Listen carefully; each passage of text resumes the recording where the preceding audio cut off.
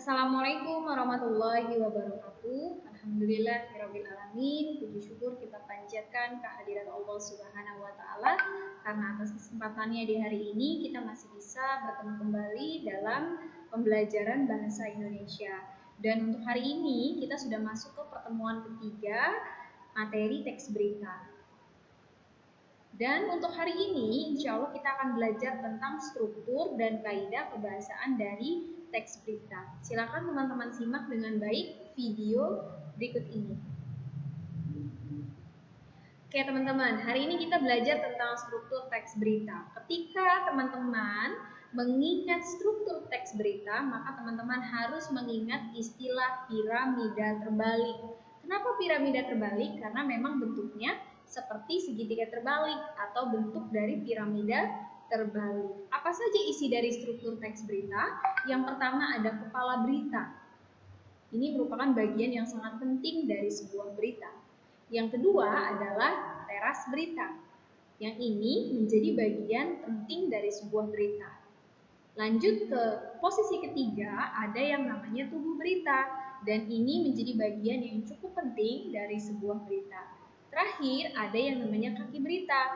Nah, ini menjadi bagian yang kurang penting karena hanya sekedar sebagai pelengkap dari sebuah berita saja.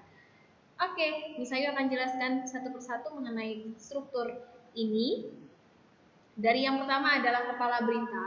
Kepala berita merupakan judul berita utama yang biasanya dimuat dengan tulisan yang besar. Jadi kepala berita itu adalah judul berita.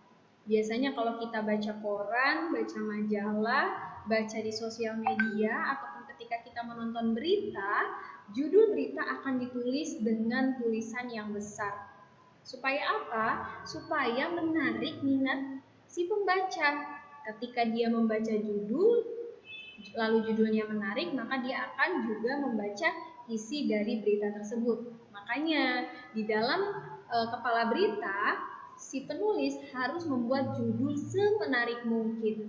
Tapi jangan juga membuat judul yang menarik lalu isinya tidak sebanding dengan judulnya. Atau antara judul dengan isi berita itu sangat berbeda. Judulnya A, isi beritanya B. Nah, itu yang tidak boleh. Jadi judul harus sesuai dengan isi berita. Tapi pilih juga judul cerita yang menarik. Ketika kita membuat judul berita atau membuat kepala berita, jangan menuliskan kalimat yang bertele-tele. Karena di bagian judul harus singkat, padat, dan jelas. Itu ya teman-teman ya.